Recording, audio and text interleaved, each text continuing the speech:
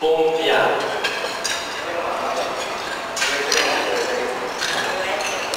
Are, bali na lagi, urawang nagkakarawat sa mga aki. Iyo, uwi na ako. Huwag mo muna, supasuot, kanpunyan mo. Halat, mga bintana, burukan. Isarata mo na, baan masilip kita.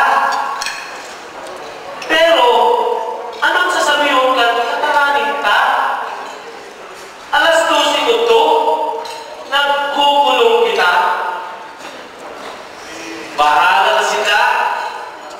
Pabayaan pa. Ang importante, solo ka. Walang support, takong handa na. Sinsilyo, bilangan na, pumpya ng tama ka. So, yun po gusto niya i-isip di mas na pili. Para po sa mga tao na nagtama sa wedding, ordinaryong tao na minama sa wedding, ako mag-iras, kasi nagtatago, yan po, mag-isip di ba?